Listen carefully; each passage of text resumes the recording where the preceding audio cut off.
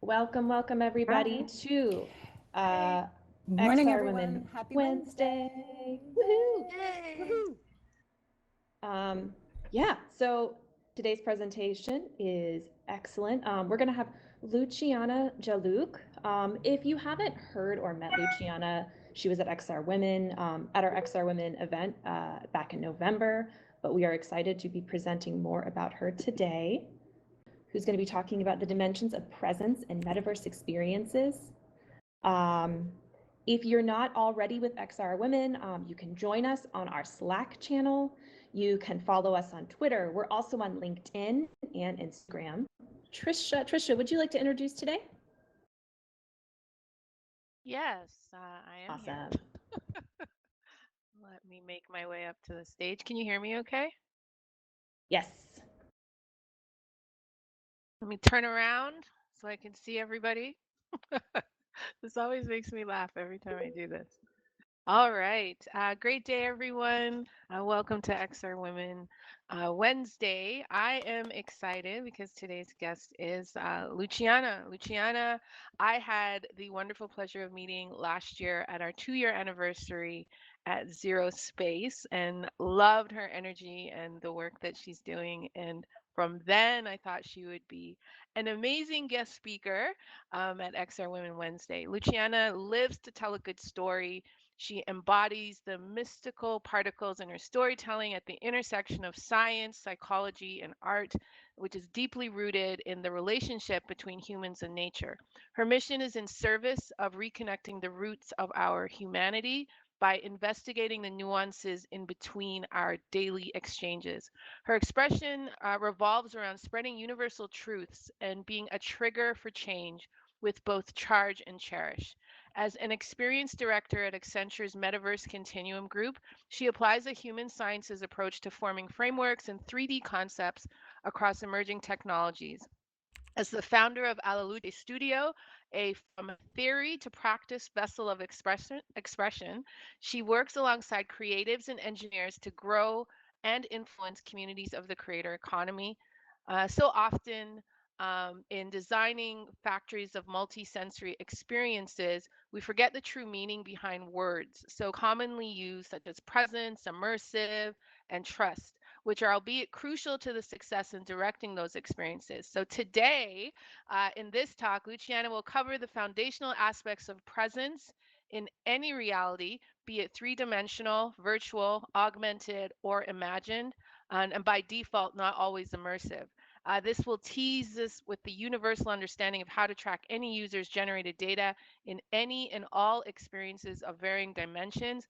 Please join me in giving Luciana a warm XR Woman welcome. Thank you. Woohoo. Hi. Thank you, everyone. Thank you for this lovely intro. I'm going to just quickly go back to the start. And I'm ready to go, right? Thank you for getting me started. Um, Good morning, good evening, or afternoon to everyone here. Thank you for taking the time to, hang out with me in this space with incredible fellow women. My name is Luciana Jaalouk, as you can see.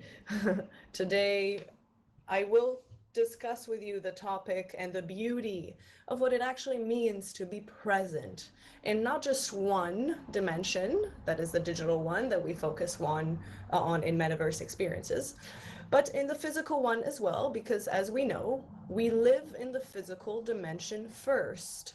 And the point is to be able to bridge both of these dimensions. So there are so many more that we can access just with the power of the mind. So you will get to understand a bit of that today through my talk. It's not going to go into very esoteric knowledge, not at all. We're going to keep things very simple and clear so that you can apply just a simple sentence as a framework to be able to take anywhere with you thereafter. A little bit about me, I'll reiterate what has been stated. I'm an Accenture I'm an experienced director at Accenture Metaverse Continuum Group. I apply a human sciences approach to 3D concepts and frameworks across all the beautiful and emerging technologies we deal with today, including VR, AR, biometric and sensory technologies. I am also the founder of àLaLuce Studio, which is my own personal studio, from theory to practice vessel of expression. And I work alongside creatives, engineers to grow, teach, and influence communities of the creator economy, but it's not just limited to any sort of age or form of expression. It truly is a universal. My mission, among many other ones in this lifetime, though today here, is in service to reconnecting the roots of our humanity. And I do that by investigating the nuances in between our daily exchanges. My expression revolves around spreading universal truth. It's something that I didn't pick for myself, it picked me. So I allow myself to be a trigger for change with both charge and cherish. So as we get into the foundational aspects of any reality, may that be three-dimensional, virtual, augmented, or imagined, your presence in any reality imagined, the same applies. By default, it is not always immersive.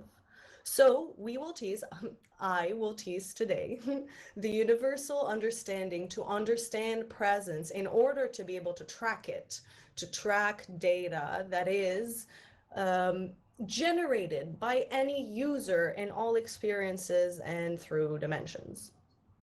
First thing is, let's just establish and ground ourselves a little bit and remember what those words truly mean beyond the buzz. Because so often in designing factories of multisensory experiences, we forget the true meaning that is so often repeated. Presence, trust, experience, immersive, buzz. These tend to just be check boxes in our presentations. Do you have presence? Yes. Do you have trust? Yes. That's not really how it works. It's definitely not black and white. So it's something that you have to work for beautifully. Though it's absolutely crucial, right, to building beautiful and functional experiences. So we're taking the roles of educators in today's realm of metaverse experiences as we are building the plane and flying it at the same time, right? So I am going to educate us today in a more grounded, immersive notion. So immersive is not a way of existence by default. It's just a way. It's not a default. There are other ways to exist in my presence. The way I like to start off this explanation is with a story, typically. So let's imagine that I'm playing a game. The name of the game is literally called Immersive. Literally, it is called Immersive. And I am a character in the game. And if I win the game, I become the mage. That's the magician. I've won the score, I've gotten all the rewards, and my name is present, right? We're going to switch out these words and make them proper nouns. My name is present, and I am playing a game called Immersive, which is the first non-negotiable aspect of being in Immersive, the game. I have to be there, I have to be present. So, however, sometimes present, I am not always fully immersed in Immersive, the game. Sometimes present, I am distracted. My mind, my senses, and my virtues are elsewhere.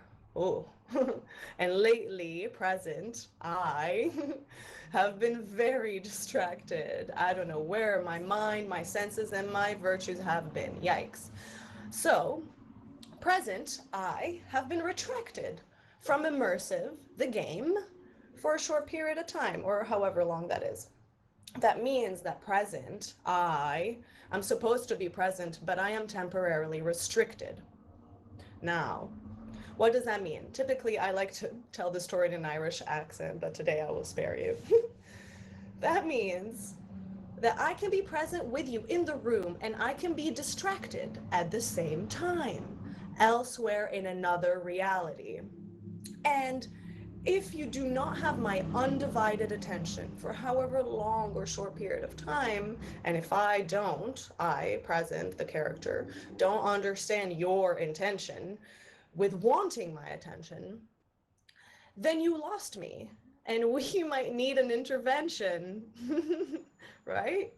So now on the right side of this beautifully simple slide are those three options of how you can actually be present. It's not just immersive. Presence actually sits on a polarity. It's a polarized spectrum. The positive is if I am fully immersed. That means I am so present in every second. The negative is if my presence is taken away from me. I do not have the right to be in it, right? I've lost control of my presence because of whatever reasons, which is a very unlikely scenario. We don't want to ever be in that scenario.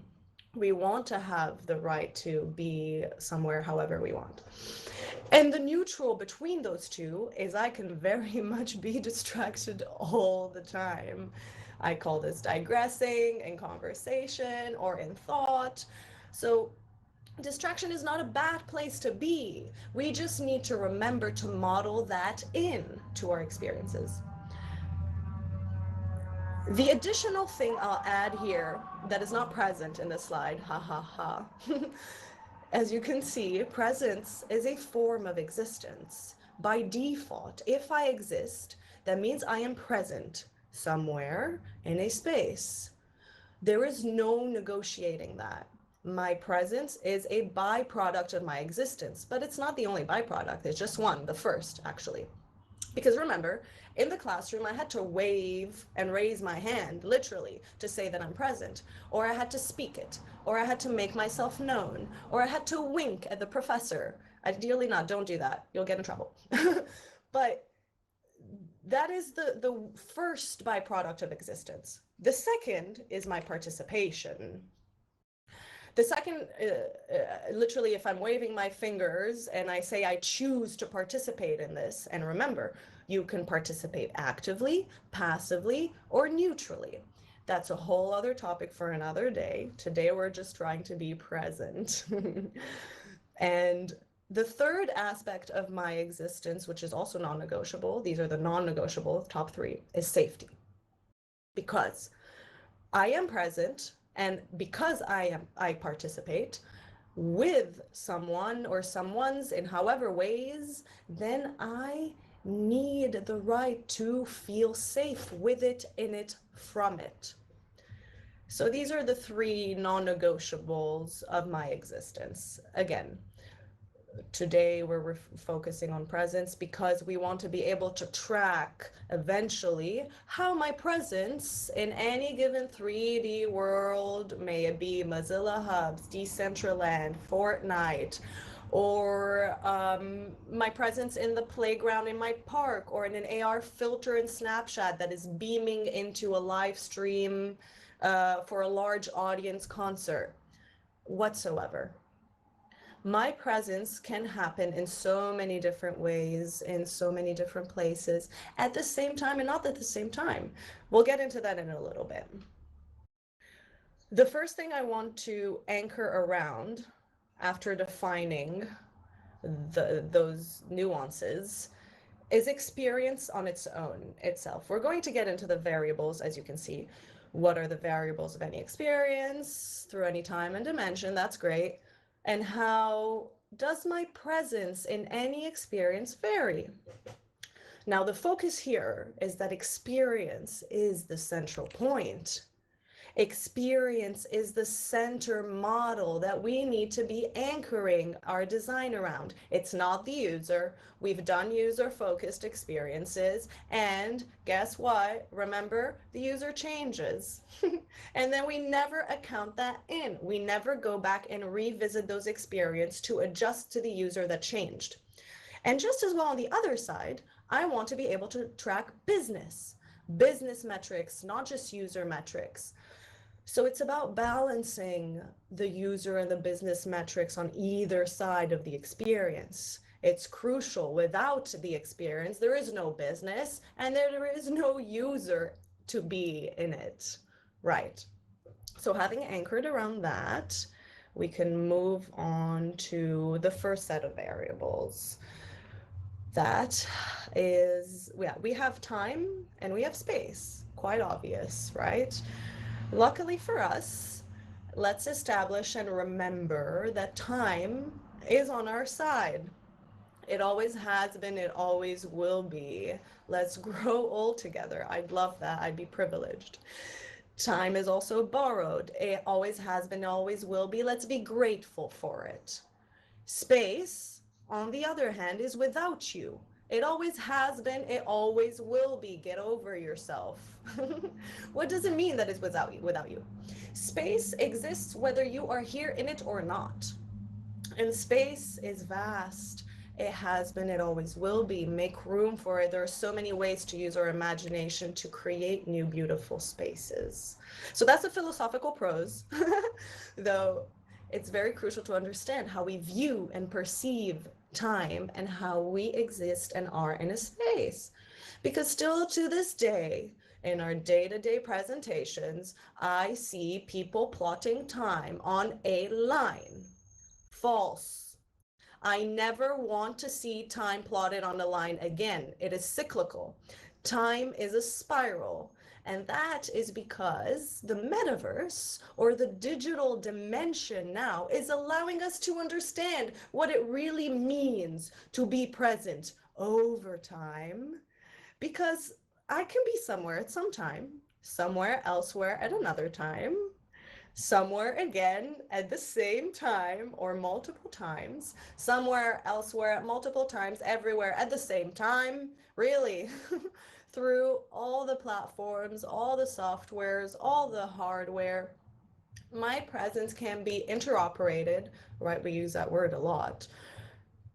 In order to be experiencing in different realms, worlds, 3D, 2D, interactions, chats, whatsoever. Now, the biggest, or the old way of thinking, right? Old belief systems and way of perceiving this three-dimensional reality that we are in, not this virtual XR women hole in that I'm in, the actual physical world, the one where I go to sleep. It is perceived that we are somewhere at some time only, right? My present needs to be somewhere at some time only. While that's very true, yes, and that's how you exercise your presence, it's also false. Because quantum physics tells us that all of the options here on the slide are also true by the power of the mind, by the power of perception, by the ability to extend your imagination and allow yourself to be present in multiple places at once, in multiple halls and playgrounds. You can imagine that by default of you having imagined it, you are there. Because now, guess what? You're distracted. That's a form of presence. We covered that. And space, you know the basics of space, right? I cannot exist without being in any space because it exists without me. So far as we know, there are three axes, right? Forever true, XYZ.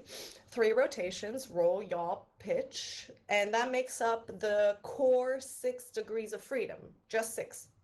If we add 3 more sensor tracking, very specific to VR tracking technology, that's not the core. It makes up 9, core is 6. We have 3 additional ways to track: gyroscope, accelerometer, and magnometer for other forms of more deep forms of existence. But that's a bit more complex for another day and time. So yeah, we have time and space, and I am existing through time and space. Now I have to be someone, don't I? So that's my identity. This is associated to my right of expression, my right to be whatever I want and whomever I want, whether it's an octopus with a pineapple head wearing sunglasses, or a flying unicorn with peacock wings. It doesn't matter. I can also just be Luciana, which is already a lot sometimes. So I'll cover what's on the left-hand side of my identity. That is specific to my human identity. If I'm a human, that I have a voice that I can express myself with. If I'm a human, I also have a vessel. That is my body, the one that I reside in. And I have a virtue. That is the value plus good. We always model values in user personas and brands, and that's very important, though I personally am adding virtue and the importance of virtue, because we need to have a sense of responsibility and accountability to the value. Values are great. We need to continue setting them. But if we cannot continue to hold ourselves accountable to them in a sense of good to proliferate the good in our humanity, then if we fall flat, we don't know what values serve us anymore and what don't. I say human because if you are a bot, then you more than often have a voice. You might have a vessel. I don't know about the virtues. No. I sure do hope you have virtues, whether you are an alien, which is anything in between human, bot, and your imagination. So my identity is the right to express myself in any space, and that also is variable. Great. Use your imagination in however way you want in games. Now, how does my expression vary? It has a certain rhythm, it has reasons, and it varies depending on my safety. So with rhythm, let's just establish that whether you know it or not, like it or not, your human expression and identity has a certain rhythm. You can learn to get to know it, get on it, get with it, flow and dance with it. Though that rhythm is actually how you choose to move your motion and your emotion, that's your feelings, through a space. That's where, if we were tracking it in any platform, we call that user heat maps or hotspots, as well as user sentiments and sensations. These are the definitive variables about where and how I move in a space. Now, what drives that decision-making process to move? My reasons. I have reasons to stay, reasons to come, reasons to leave, reasons to return, etc., etc. So that navigation and participation comes with reasons that are driven by my needs, core or not core, wants, desires, or whether I'm doing it for a cause. For example, I'm doing this because I want to feel belonging in a community, or because I am craving the smell of a cheeseburger, right? And a sensory or olfactory device can help me achieve that. There are many different causes, right? You can join or be present in a community because you stand up for something, or you stand with someone, or just because your friends are there. And I just want to see what's up. I have many reasons. So my identity and how I move through also varies finally with my safety around it. Safety and security specifically. Safety comes from within. And within comes from what my identity, and without as well. Without is the safety of my environment, the space that I am in. Does it make me feel safe? Safety is two-way. Security is actually acquired from the tools that my identity interacts with, whether it's the identity of my personality, that's an instrument, right? Or it's the hardware, the software that I am in, the tools that are minute in the features of the game. These are the tools that help me be secure.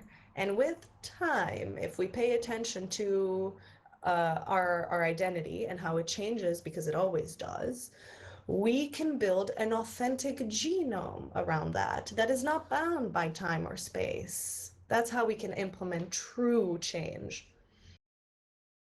All right. So we've covered these two sets of variables. Now, what do these indicate is going to be the bulk of this. Is we're going to spend some time on this slide.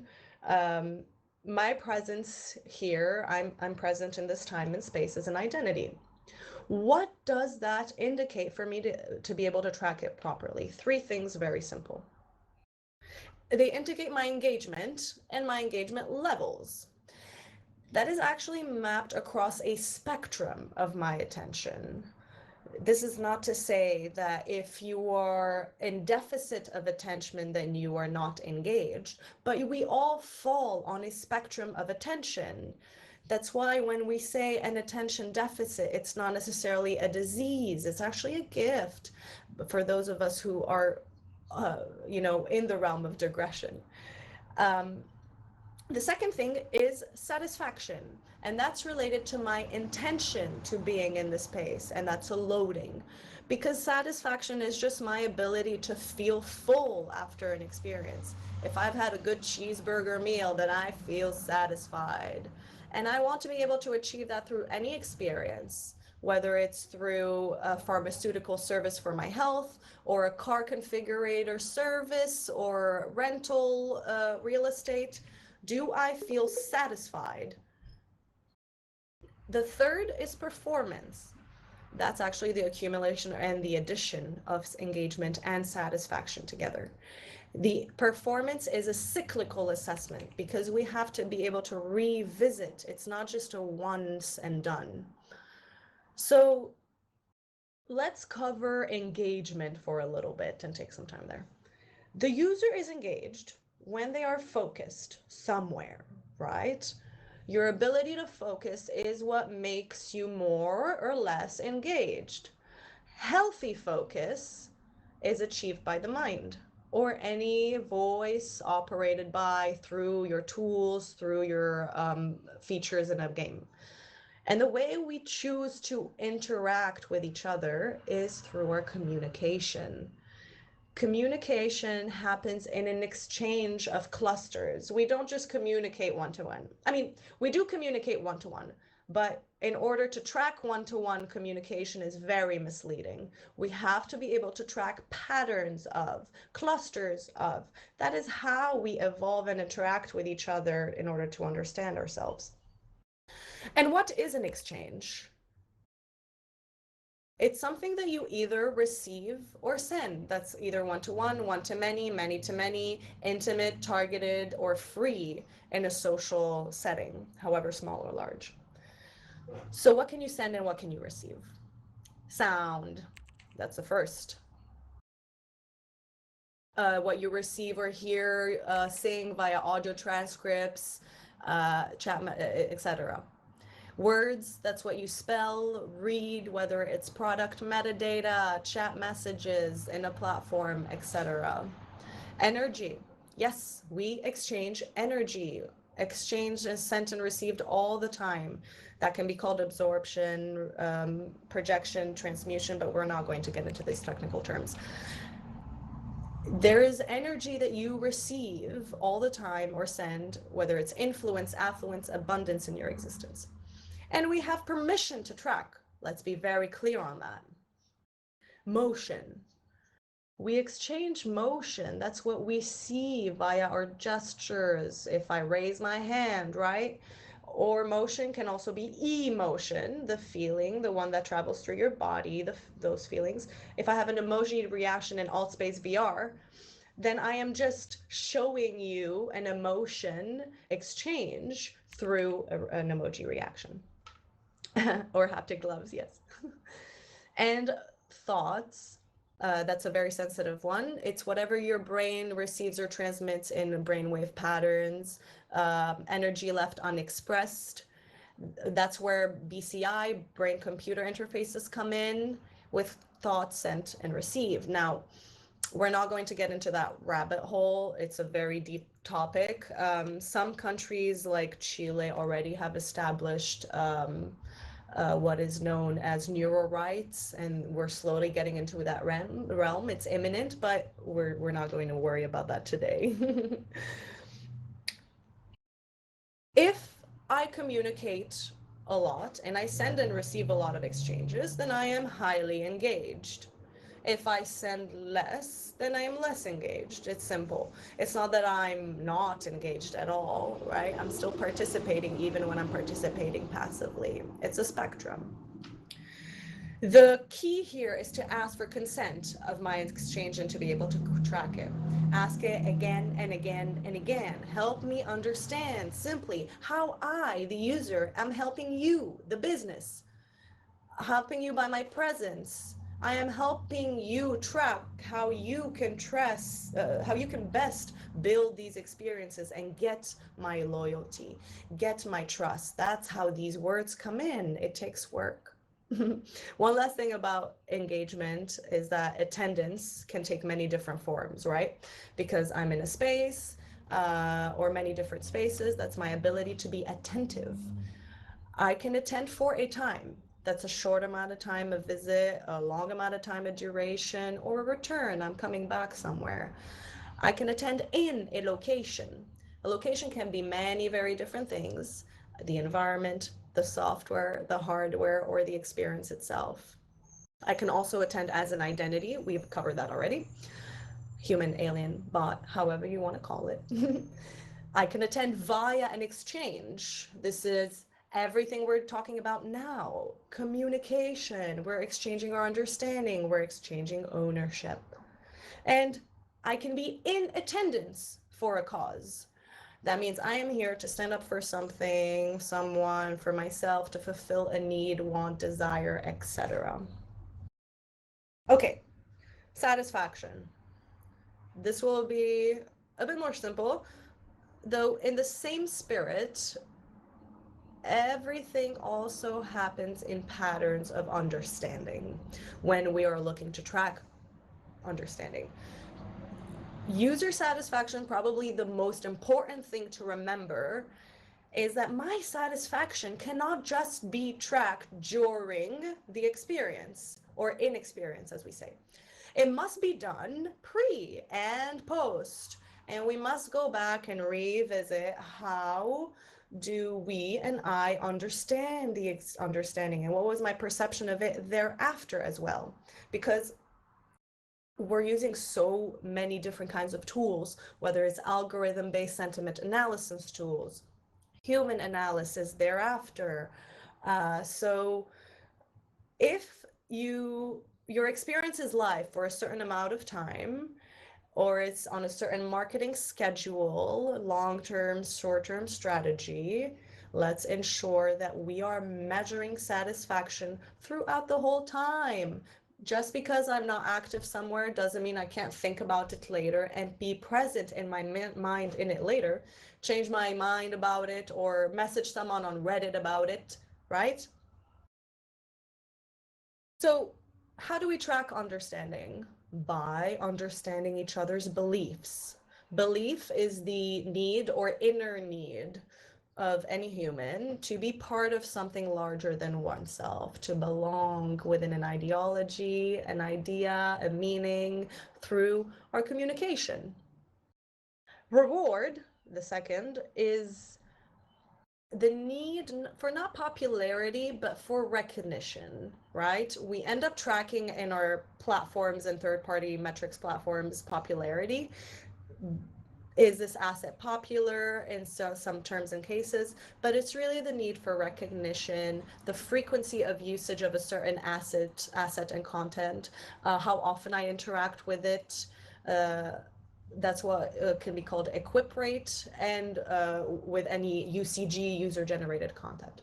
The third is acceptance, and that's my ability to understand how to be safe together in sharing those beliefs, in being able to exchange those reward systems and permissions. Now, the biggest thing about understanding is that it's done through the senses. And senses are not just limited to the body. They're sensations and they're sentiments. Sensations are in the body, sentiments are come from the mind. specifically about the communication that we are exchanging, which is what we covered. Sensation relates both to metrics that are related to biometrics, and as well feedback, both quantitative and qualitative feedback. Lately, the new term in the industry is psychographic data, and that's an indicator of sensation sent and received. And feedback data is the one that is implemented by the user or given by the user through pre, post, during the experience, showing the sentiments sent and received. The biggest thing about feedback is you will not get feedback or good feedback if you do not ask good questions. Your feedback is only as good as the questions you ask. Finally, we get to performance, and that's a cyclical assessment derivative of attention and intention, engagement, and satisfaction. On the experience level, if we're looking at user and experience, the experience is in great performance when you are taking action to own something, whether it's rights, assets, contents, or trades, etc. So on the other side, the second side of performance, on the tech side, an experience is in good performance is when we have ownership of good fidelity, connectivity, responsiveness. We can track all these metrics, latency, frame rate, bandwidth, etc. On the business side of performance, the experience is in good performance when the business takes ownership to portray good transparency and messaging and authenticity, marketing and revenue, acquisition and number of sales, potential retention rates, and that is an indicator of loyalty over time.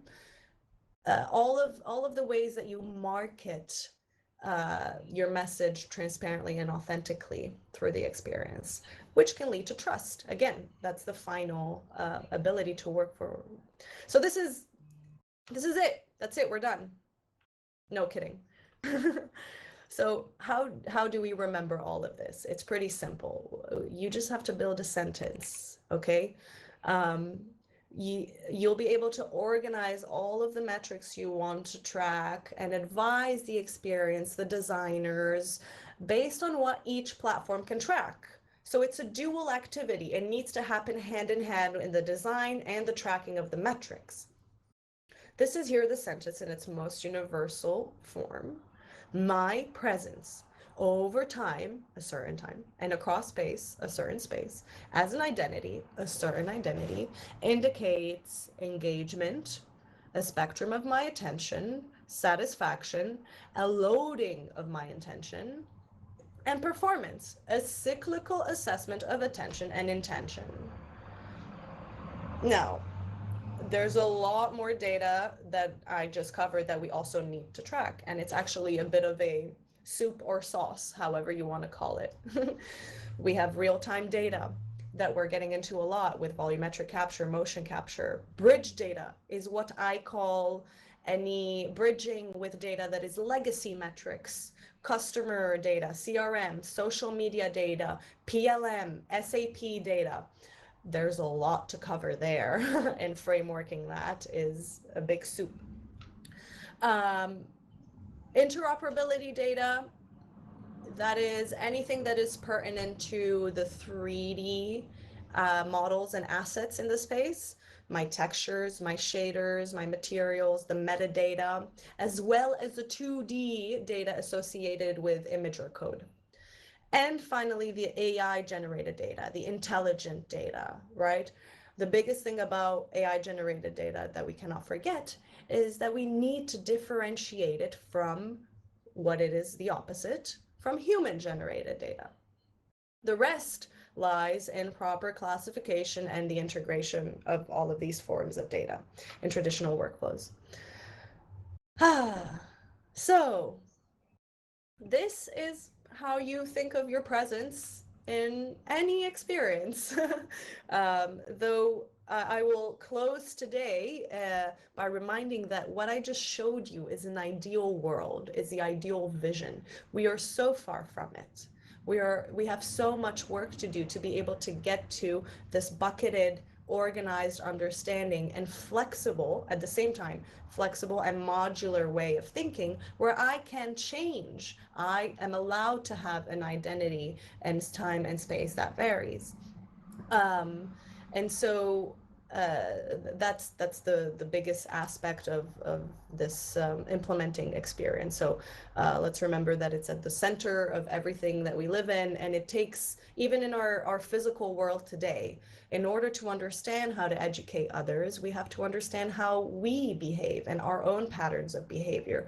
Where do I communicate more with others? What incentivizes me to communicate more in others in certain ways? What communities do I find myself more belonging in and with? And then we can map that out in a healthy way, in a way that is different from what we did with social media, in a way that is really thinking futuristically ahead, so that we can foster a safe environment in all immersive experiences. Okay, that's it. That's me. Thank you, Luciana. Well, we love you. Thank you so much. Let me get up here on stage to give you a warm thanks. Everybody, if you can clap, chair. Wow, that was that was a lot. I think for me, a takeaway, there's a lot of takeaways actually. Some things that really made me smile. So one, as you're talking about presence, I just want to put out there, thank you. Your presence is a presence, just like everyone's presence here at XR Women is a present. That was a fantastic presentation. Yeah. You know, I love the as I was listening to you when you were talking about rhythm, your human identity and expression has rhythm, and I'm like, yes, it does. It Yes, really it does. does. Yeah, learn to I love dance with it. Yeah. Oh my goodness. So I would love to open up the floor to anyone that has any questions for Luciana.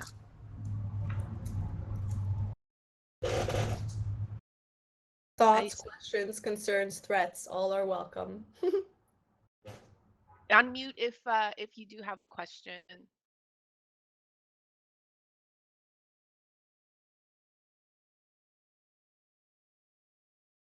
Or feel free to drop it in the chat. Is that Robin? I see a light bulb above your head.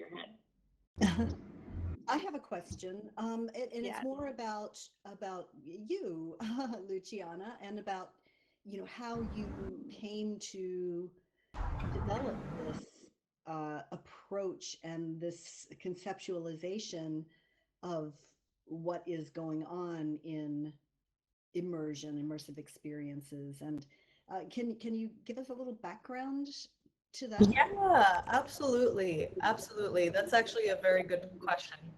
Um, so within me, right, in the spirit of duality in the world that we live in, that there's always two sides of things that can be true. For a certain amount of years working with Accenture and in my own personal life as well, and my values and what I stand for, in order to stay grounded, I found myself really in between a dichotomy of beliefs. So one of them was, yes, need to proliferate such beautiful emerging technology and be a thinker, a futurist, an educator in so many ways. And at the same time, I saw how it affected our health. I saw that how it took away from certain beauties of presence, right? And we want to be very careful about what we show and teach others, specifically at this stage.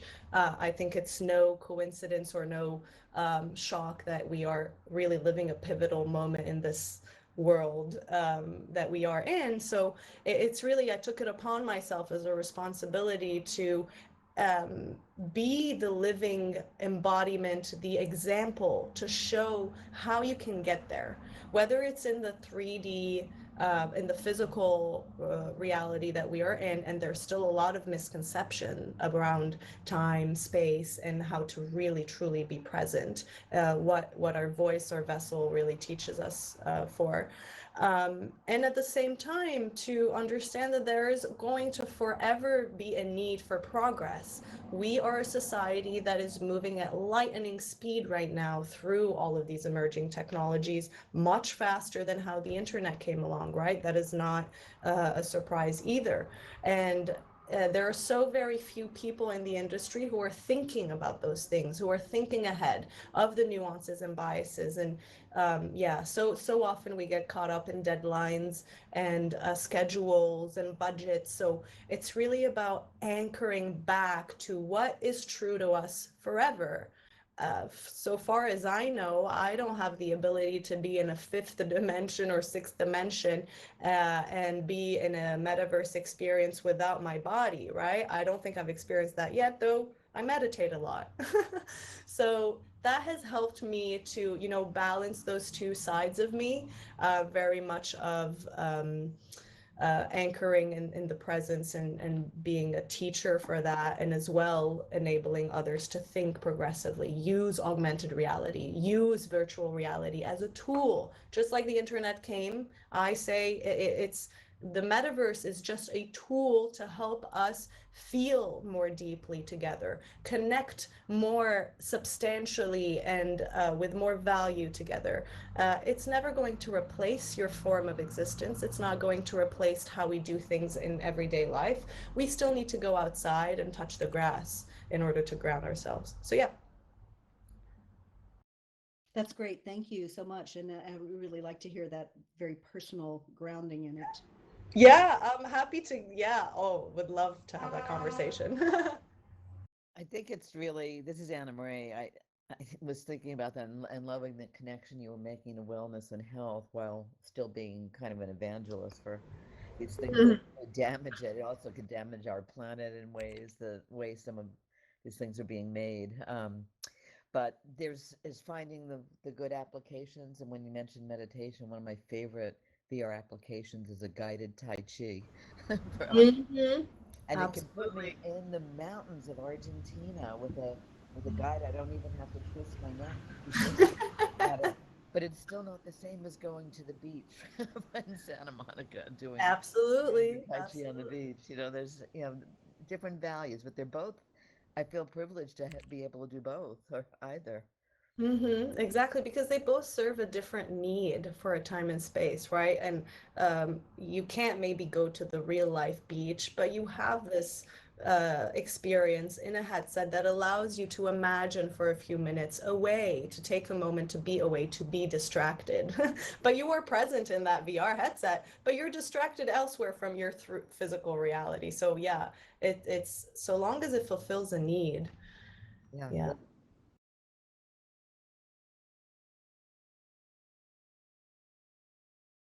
Any other questions? I think we probably have time for one question, and then I would like to invite everybody up to the stage so that we can do our photo.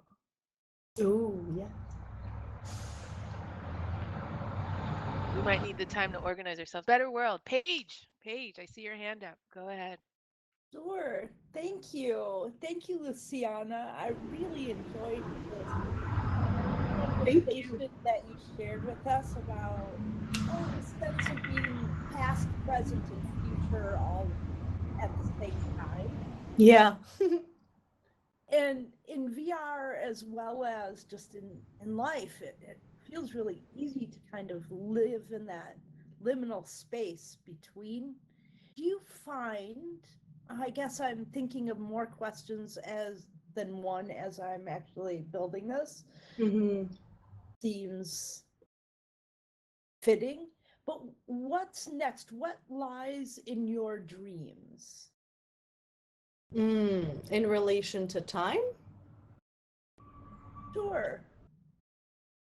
I guess it depends. I need a bit more clarity on the question because dreams are a whole different, beautiful hole to get into. But dreams in Right. relation Well, to, I was going to start to ask you like what's next, and yeah. then I felt dreamy as I was doing it. Hmm. And and as well as just that uh Theodore Herzl said, if you will it, it is no dream. So really our dreams bring us to that next. Yeah. And I'm wondering, like, even though time is cyclical, Mm-hmm. we often perform in a way that there is now and next. Absolutely, absolutely. That's I see where you're going with it, and yeah, crossing the waves of conscious, unconscious, and subconscious dream states is always good. So I actually, in the past few years, where I've gotten closer to that side of myself and understanding what it truly means for me to be present somewhere elsewhere multiple times, and that can be through like technologies like VR, but it can just be done by the mind, right? The mind is so powerful. We just need to learn how to use it. I've developed a very interesting relationship with time. It's not always like the best one, but um, yes, time is cyclical, though it's never linear, and it takes however shape you want it. It's very unique to the individual. That's the part where we cannot really do a scale framework for anyone about how they perceive time. And actually, it's known that over years, as you grow older, humans tend to perceive time as going faster as they grow older, because the childhood experiences seem to be very vivid and lively, and that's where all our memories are stored and come from. But there is a misconception around that too. It's just related to what activities you're doing. It's the event. That's why I say the anchor is the experience, because how applied are you in your experience, whatever age you are, whatever time it is, because as we tend to grow older, we tend to remove ourselves from those experiences that we don't think provide us those needs anymore. But it's just as true. If I want to go swing on a swing in the playground, I still do it every day just to, experience a little bit of motion and detach or dream. I say time is like a sausage tube of motion, but it takes any shape you want. And we revisit those times, memories from the past. So if you're feeling some states like deja vu, or feelings of I've been here before and whatnot, that's like a very crucial memory to understanding how you are present right now. Though the part about that is, we have now, as you mentioned, and we have next. And then it's very easy to get lost in that motion tube of time. It's very easy to get lost. The trick is to be able to say, I am here now. Take a breath, use the voice, use the vessel, and use the virtue, right? These are tools, they're instruments at the end of the day, that are here to help us in our physical reality to perform. And you can kind of measure yourself over short periods of time and long periods of time. So that's how we need to, as we're designing those experiences for ourselves and for others, how can I help any player or any user to achieve something very quickly in a very short amount of time with the least amount of minimal effort, right? So that's why when we say you want to get to an outcome or a goal, you have a personal achievement that you're looking forward. For example, I'm writing a book. I have an idea of what I need to achieve in the next 2 years, but it's impossible to bring that time to my now. I have to track the next immediate step. And that's maybe writing the first sentence or figuring out the title. If I can't figure out the title, then just start with a stream of thought, right? So it's about balancing the immediate steps and what the level of effort is in relation to that. And then slowly you start to see progress in the evolution of time. And that will, again, take you back to certain amounts of time and memories. And yeah, it's all about just creating new memories in this lifetime. And if anyone is interested, I've actually written a whole dissertation book about it. It's 100 and so pages, explaining all of that. Actually, like the title is "You Want to Play." And how do you play in an environment? How do you use the faculties of your mind, your vessel, and your virtues? And then how you measure it, which was the topic of today. Though, if anyone is interested, it covers so many topics. It's an art piece as well. There's a poem in there. There's citations from philosophers and quantum physicists. So yeah, definitely, if you're interested, we can talk so much more about that. I'm totally interested, and actually, this whole area, we're at the end of today, but I think that dreaming and that kind of thing, in particular, memory and dreaming, it's a topic maybe we could have a meeting on. My husband used to work in an area called social dreaming. It was started in the 80s by Gordon Lawrence in the UK, and I think Wendy might know some of this, and maybe Sarah Barker might. But he was developing sort of gatherings, workshops, and collective dreaming where people shared fragments of dreams, some remembered and some actively dreaming there, Yep. but Yep. and sitting away, facing away from each other in a snowflake fashion. And one person would record the string of fragments into one collective dream. It was really amazing. It was a way to get in touch with that world. And we thought actually we were starting to develop, write something for Magic Leap, based on that.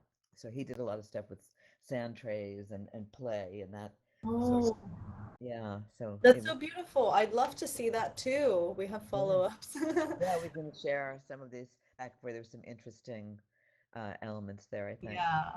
Yeah, dreams are beautiful realms. I didn't quite like get into the weeds of that, but the more you get into that state, a meditative state, you can access so much in your Yeah. DNA that is within you and cross. We're connected to each other so deeply, and it's through the dream state. Yes. Yeah, it was interesting. Gordon Lawrence had learned that Holocaust survivors that had dreamed and being interviewed and recorded had dreamed the Holocaust before it had happened. And then I have a friend who said, well, of course, because there were more than one Holocaust, and that was carried through centuries. Yeah. So it's Yeah. kind of interesting. Yeah. I got the shivers there. Yeah. Amazing. So thank you, Anna Marie. Thank you, Luciana. Just everyone extend just a warm thank you for such an amazing presentation. I know we are a few minutes past 1, but I would love to invite everybody up here to just do a group photo so that we can have it and possibly put it in our XR Women Museum. Thank you all for attending today and looking forward to seeing you next week, Wednesday, at XR Women Wednesday. So please come on up to the stage. And thank you, Luciana. That was amazing. Yay. Thank you all for having me. What an honor. Yes, loved it. Thank you so much. Yes. All right. Oops. I love walking into other Let me people. stand up. Like I forget how to stand up. Good grief. What do we want on the backdrop slide for this photo? Ooh. Luciana, would you like to choose one? Any preference? I like the fact that we can say distracted, but it doesn't matter.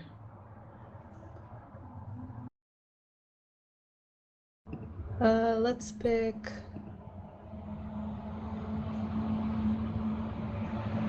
Let's pick this one.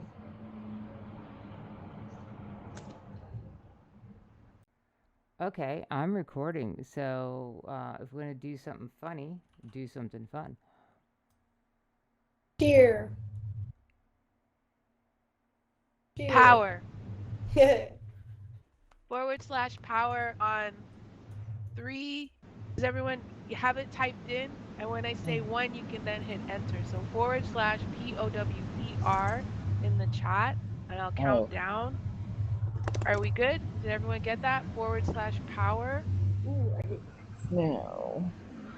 Julia and Trisha and Anna Marie and Evie, can you all step up a step a little bit, just slide up a little bit? And maybe Luciana, That good? Turn toward me. That's better. Yeah, fill in like that. Yeah, Which way? yeah. It's getting Where are better. you? What's that? You want me to? I was going to say, yeah, Evie, can you there's slide over a traffic little noise bit to coming the through. your right, and Karen and Christy, just a little bit slidey, fill in the gaps. There we go. All right, a little bit. Okay, we're getting there. Deidre, you're crammed up a little bit with me. It might be good if you slid over next to Evie, if you're quick about it. And if not, we can just roll. Oh, that works. That works. I was like, just like, because I'm trying to control two computers, so me moving is difficult. Okay, let's do it. All right. So we have 3, 2, 1. Power pose. Of course, I can't power pose. So the enter didn't the enter didn't I happen can't believe for I me. did that. I think I did it. Can we try that again? That was the practice one. Let's try that again. Practice one. All right. I'm queued up. I don't know what's gonna happen once I hit enter, but I keep hitting the question mark instead of the // / power in 3, 2, 1. Yeah. Yeah. Oh, XR Nice. We Very got cool. it? Did we get it? We also have a shop where you can get some of our merch. I know that I have 2 shirts and 2 bags, and I'm looking to get a sweater soon. We also have our XR Women Museum that is in Frame XR Women Museum. That is also where we are showcasing our lovely 2023 XR Women Award winners. One of them is actually in the room with us today. Hello, Deirdre. Hello. And Just take a moment to Actually, too, Hello. Paige is here too. oh, Paige is here. Hey, Paige. Paige, snuck in. I didn't see ya. Hello, hello. Yes, so we have 2 of our award winners here today. And if you ever want to see, this slide in the XR Women Hall or in the XR Women Museum, they are there. They'll be up there all year in order for us to make sure that we're properly congratulating them. Before we move forward, is there any news, any cool XR things that are happening in your world? Maybe things that you've accomplished or cool things that you've seen other women do or other people do. If there is something, go ahead and drop that in the link and share that with us.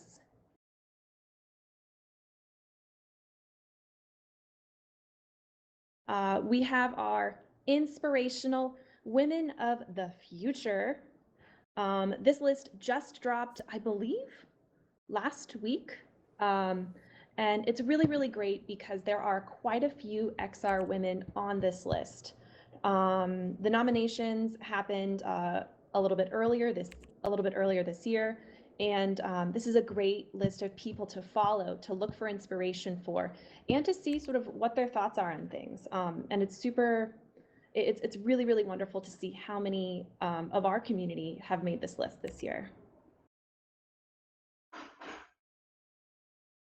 And now moving on to our little AI beat, we've got some bits about AI.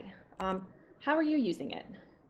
There's a lot of links out there and a lot of really interesting things that are happening, including an AI-powered church service in Germany. Very interesting. That same gentleman that's using the service, I've seen other people use him before too. So I can't wait to see how that starts moving forward in the future.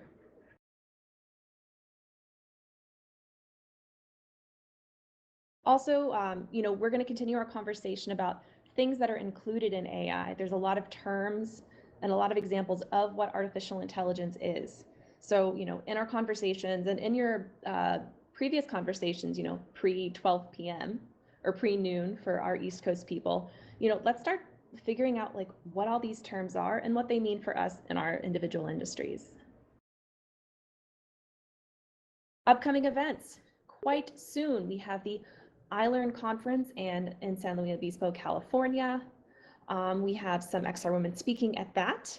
At the exact same time, we will have Collision 2023 in Toronto. And I believe some XR women will be joining that as well. At the end of August is AWE Asia. And then in October is the Immerse Global Summit in Orlando. Which is going to be very fun. There's tons of other events that are going on as well, I'm sure. If there's more events, please go ahead, again, drop them in the chat. We would love to share any great events for our XR women. Next week, we will have a battle AI hosted by Evo Haining in her world, Simulacra. So keep your eyes tuned out for that, or ears as well. And then after that, we're gonna have Yolanda Barton talking about unapologetic tech, and on June 28th. One thing that I did forget to mention was, is there anybody new that's here today or here for the first time? If you are new and you would like to say hi, you can unmute yourself and kind of greet everybody and tell us, maybe give us, a little bit of a spiel why you're here.